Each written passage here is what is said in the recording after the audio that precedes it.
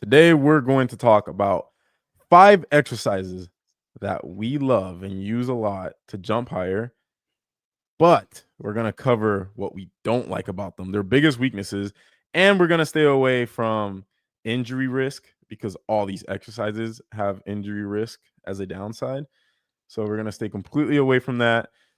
So, having said all that, if you want to sign up for our coaching, if you want to jump higher, run faster, and get healthier, go to THPstrength.com. We have a 50% discount going on till Cyber Monday, which is December 2nd.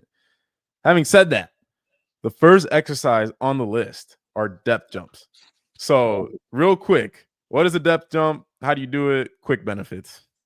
Depth jump, shout out Yuri Verkhoshansky. He basically was like father of plyometrics, decided when I drop athlete off box, it has insane neuromuscular recruitment, muscle goes very insane, and he called it shock loading. It had to be under 200 milliseconds on the ground, ideally. We have since seen that that's not necessarily the case, but he ideally liked that. And he liked the drops to be, I think, between 24 and 36 inches.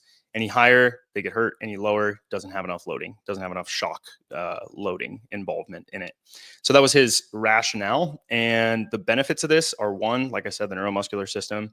Oh, what it is, you basically stand on a box, drop off. As soon as you hit the ground, you try to rebound off the ground. Ideally, the tendon lengthens and you get a lot of stretching there, and then correspondingly or subsequently shortening. And then you also have, again, the neuromuscular system is upregulating like crazy because your muscles have to generate force really quickly so you don't smush into a blob of meat on the ground. And that will help you jump higher because jumping high is a function of your big brain. And the benefits, or I guess, well, we did the description, did the benefits. Yeah, it loads the Benefits. tendon Now, as a benefit, neuromuscular are system. yeah. So what I put as the weakness here, figuring out the dosage is hard. And then I put intent, sets, reps, box height, range of motion, ground contact time. Yeah, it's almost impossible to dose it in a way that you know is going to be effective. Depth jumps are probably the plyometric exercise I would describe. Like when I was like, oh, what's a plyometric? I'm like, this is the plyometric exercise. This is the exercise of all exercises. It is the end of the continuum. It is the one that Yuri Verkhoshansky was like, it's the most specific. It achieves the goal the best. It, has a lot of benefits, and, outside of injury being one of the downsides, like you said, the dosage is just so difficult to dial in. Like you'll see some people in some programs that'll do hundreds of depth jumps every week. And then you'll see other programs where you do 6 a week. And some will be at Isaiah's case is 80 inches or whatever. And then in other cases, you'll see coaches say it needs to be under 24 inches because of the ground contact times. And you'll see other coaches that say, I want you to land in a deep squat, or I want you to always land as stiff as possible. Like the implications associated with that, because of other elements of the neuromuscular system and the skeletal muscles and how they adapt, are insane. For example, in an isometric exercise, you get strong within, I think it's like 5 to 10 degrees of that range of motion.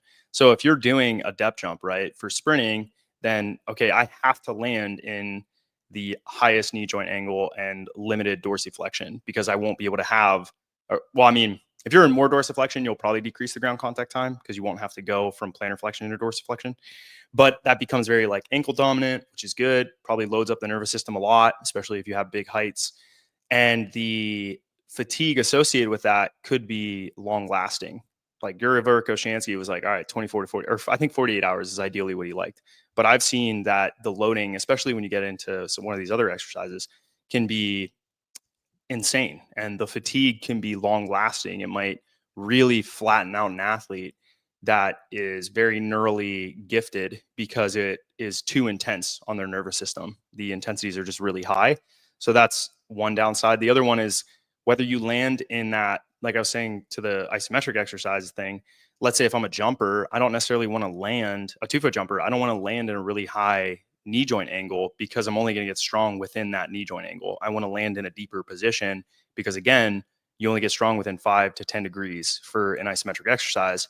And depth jumps, if you're not angulating into a deeper knee position, those muscle lengths aren't being addressed. Those fascicle lengths aren't being addressed.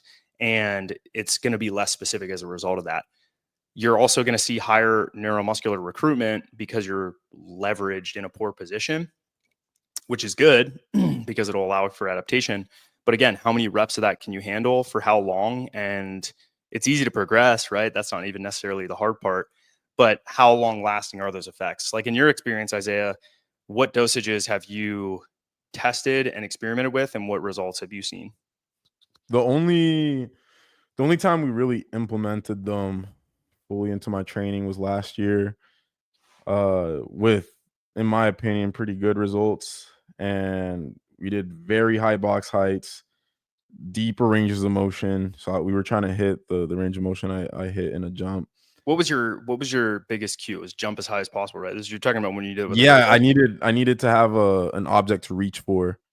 Um, and what was really cool about that is it gave me instant feedback on whether or not I amortized correctly. Like, if I mistimed the jump, I would jump, like, 4 inches lower.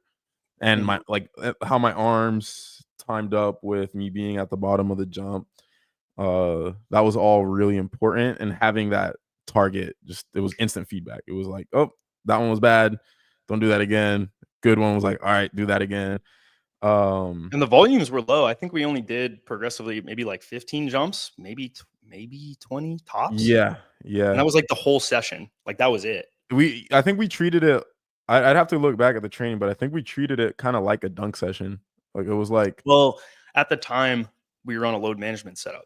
So there was no yeah, lifting that day. It was either some sort of jumping, but I wanted it to be non-specific because you had so much jump volume already previously, and we were yeah, progressing into more specific work later on, which we did, um, later on. But it was a way to accumulate jump volume that you were able to handle and increase the intensity of so that the progression was able to continue. We were guaranteed to basically increase intensity because I'm dropping you off an 80-inch box or whatever it was, 65. That was the whole purpose behind it. And then yeah. the following day was like kind of a feel good lift, heavy squats, heavy RDLs, things like that. Oftentimes I don't like to superset plyos with lifting. I think it is too intense oftentimes on the guys I coach at least. You just reminded me that I had also done depth jumps in 2022, late 2022, Yeah, I was and gonna that was say you did it at in superset 29. That's when with I the was thinking splitter. about it, is at 29, right before Yeah, you had yeah. your daughter, right? Yeah, yeah. So that was the first time we really did them a lot, And the we full we cycle. played around with that, and it was not that effective. Like, we were trying to shoot for 51, 52 during that cycle, and you ended up after that hitting 49.5, which isn't bad, but we played around with low ranges or low boxes, we played around with high boxes, we played around with long amortization, short amortization. Ideally, short amortization is good because you store more energy in the tendon, and you dissipate less energy as heat, and so the tendon is doing more work essentially. Yeah, But when you do that, you end up making it really non-specific for a lot of you guys. Like, you guys get into really deep knee flexions. I think that the yielding is different, and you guys are able to stretch the tendon more at the bottom. As Ben calls it, like breaking happens more so. You guys have a lot more momentum late into the jump versus like a high jumper tries to dissipate it immediately. And yeah, it just becomes more of a kind of muscular effort, but there is still a large tendon contribution, especially in the Achilles I've seen with you and CJ. Like, you guys, your Achilles are very different than most other people. I could be relatively the same in a clean or a squat, and I won't have a 48-inch vertical. And part of that yeah, is my nervous system, part of it's my tendon. So for you guys, I think it's the dosage I've found to be effective is really, again, low volumes. I don't like giving high volumes. I think that you can really kind of F yourself over. There are cases where I've seen high depth jump volume be really effective for some high jumpers, but usually they're in the top 0.1% of humans on the planet, right? That are able to take advantage of that. They were already jumping 7 foot and then or like 7.3, and then they can get some more volume in there, and that gets them a little bit better to a point. And even then it just drops off like anyone else. So that's my lens on it. Great exercise, got to use it carefully. Biggest downside is the dosages are really dependent on the person, and yeah. as a It coach, you've got it'll to be take careful. experimentation. Like, Yeah. it'll take cycles of trying it and it won't work, and then until you find what does work. Yep. I agree with that. Next exercise, what do we got? We got super maximal lower. Accentuated eccentrics, like we called it the other day. So super maximal in the sense of it being heavier than a concentric. This could be an RD, like a deadlift up to an RDL down, because RDL is a weaker movement. It could be squatting up with 2 legs and down with 1. It could be doing the squats, the true squats, as I call them, where you're maxing the concentric force and eccentric force.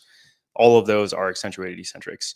The benefits of that is it's really good, like Ben talked about in the podcast the other day, for stiffening tendons. Incredibly good for that. It's good for improving the parallel elastic component in the muscle. So stressing the elastin and the PBK, which is a really good stimulus for, I believe, sarcomere as well as increasing the stiffness of the connective tissue in the muscle. Those are both benefits to doing this.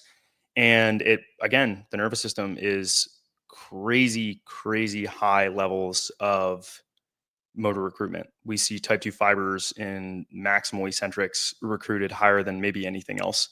And that's good because, again, we're trying to have a high motor recruitment in any activity that we want to generate a lot of force in short periods of time. The downside is exactly, and I guess I explained it, gave the benefits. Now the downside is, Isaiah, what is it?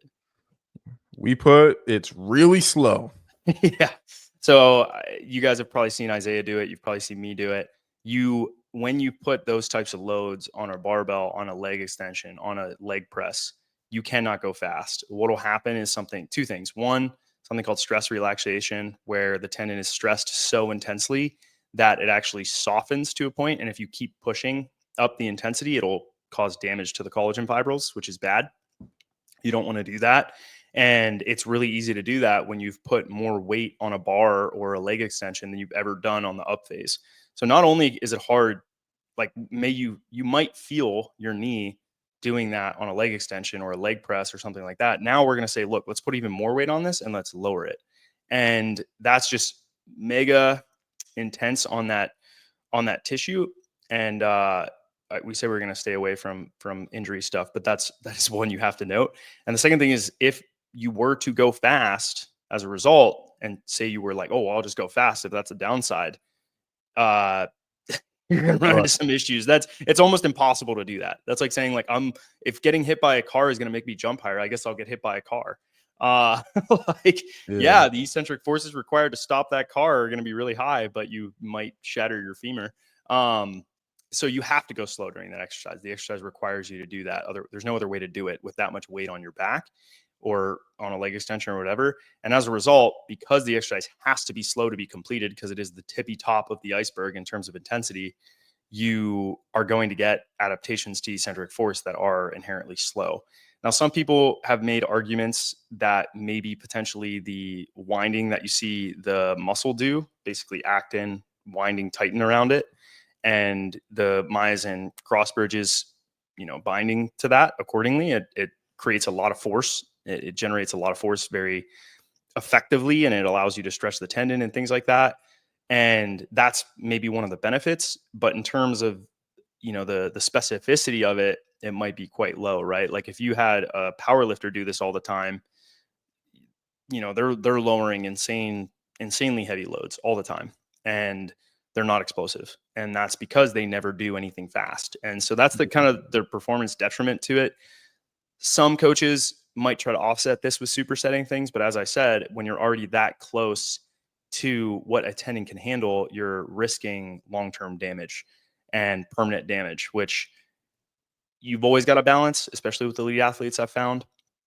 And then, the nervous system, similar to the depth jumps, can just absolutely get fucked during this. Freaked. Sorry, I'm trying to swear less on the podcast.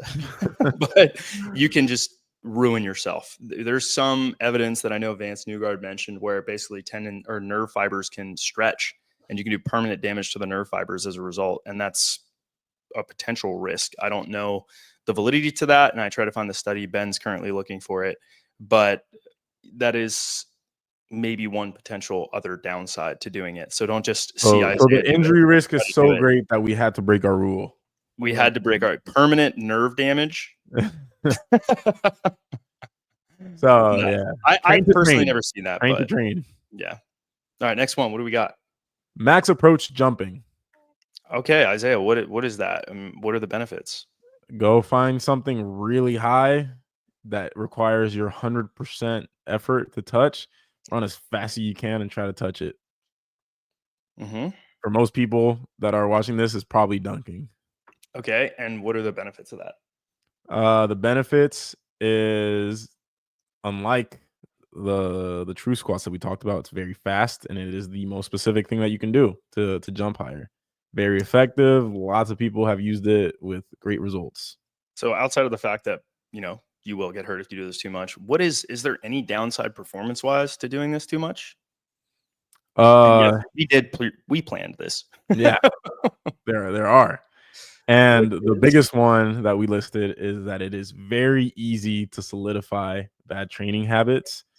And then point 2, I didn't write it down, but I mentioned it before the podcast, is diminishing returns. You can run into the point of diminishing returns with them very, very quickly.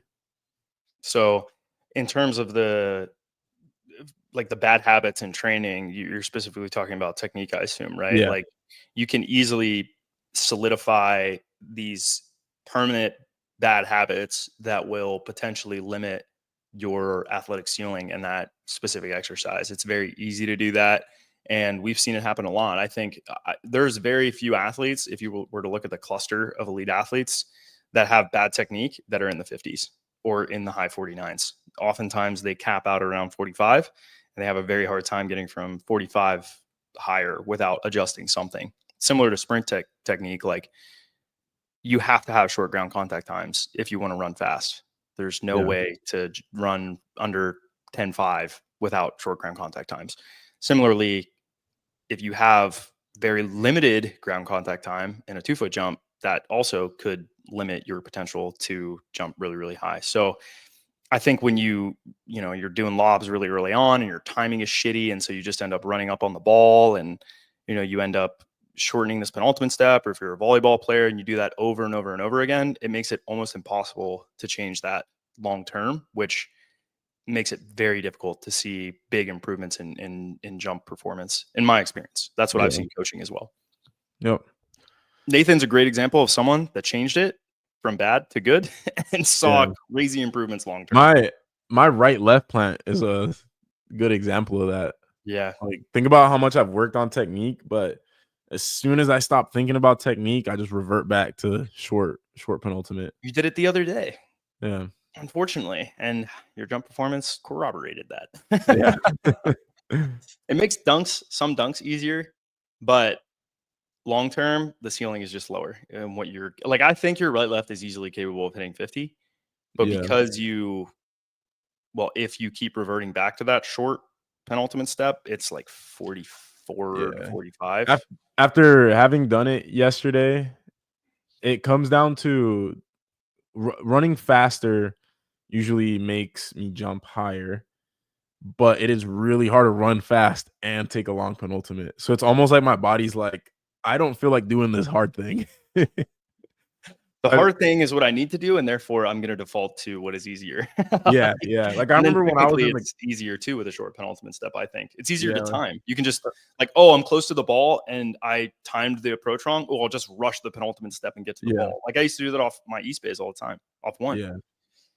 No, it is a lot harder on your body. Like, you have to be really freaking strong to handle a fast approach and a long penultimate, but that's what gets you get the 50, man, so Dude, if I had internal rotation on God, I would have into the 40s off too. I have no doubt in my mind.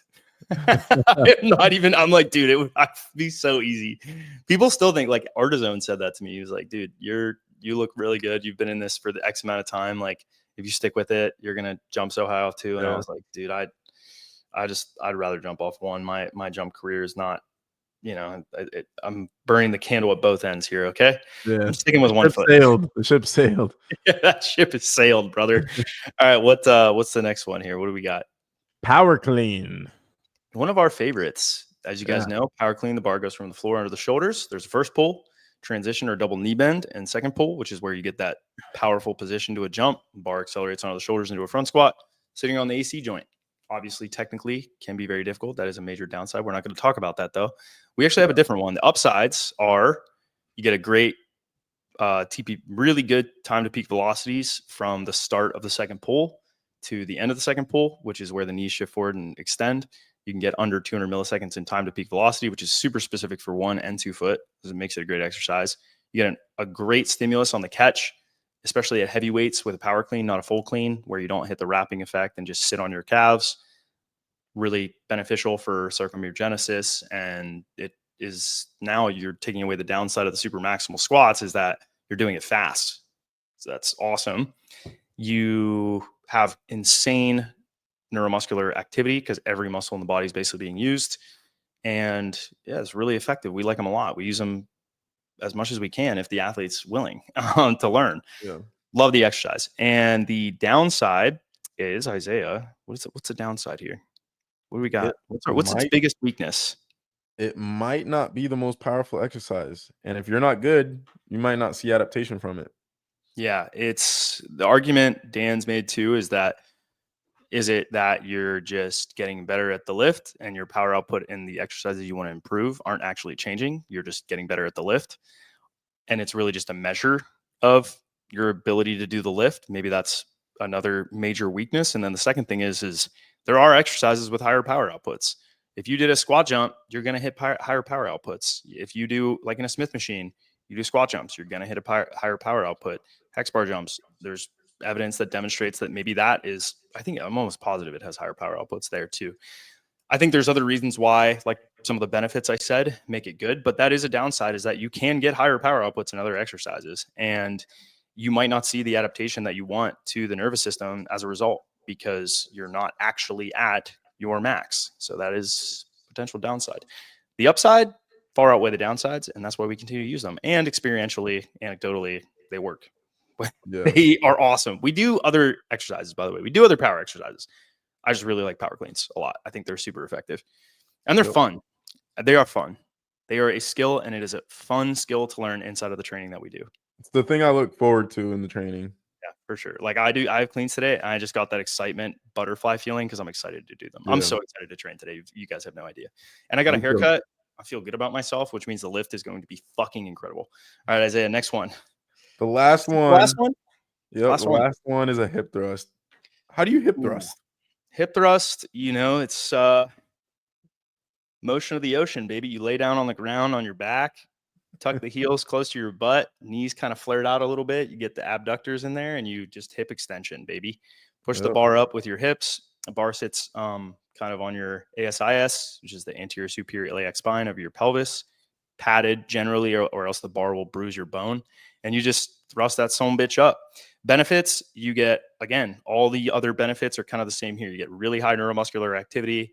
It's a crazy glute activation exercise. Brett, what's his last name? Contreras has demonstrated this over again. Shout out Glenn Cardoza. But he, so it's a really, really good exercise for that. And developing the glutes, it is easy to load heavy. Typically athletes that can't load axially can get really high neuromuscular activity by loading their hips. It is fun. I think it's fun to put a lot of weight on the bar and just try as hard as you can. Yeah, those are the upsides. And again, your hips are really important in sprinting and jumping. So you need to have a lot of force at extension. And this is where you have the highest force is at the top of the exercise where you're extending your hips, right? Versus, the other exercises you're loaded the most at the bottom of the rep where that's the least specific joint angle. So that's the upsides of it. The huge downside is that you aren't loaded in a stretched position at the hip. Now, why is that a downside? Because when you stretch a muscle intensely and then you have a lot of tension, mechanical tension in the muscle, that's a great stimulus for adaptation to the muscle. And you lack that in a hip thrust, which makes it the biggest downside. But that's pretty good there. Isaiah, I think it's a good place to close it off. Shout out to you guys listening. We appreciate you guys. Hope you enjoyed this podcast. If you guys are interested in getting coaching and you want us to write your training so that oh my goodness, Mello's here. Dude, he's so funny. And you guys want to integrate all these exercises, go to THPstrength.com. We appreciate you guys. Thank you guys all on the service. Stick with it. I promise you will be successful. You'll learn to love it, and yeah, it'll make you better. So we will see you guys tomorrow. Bye.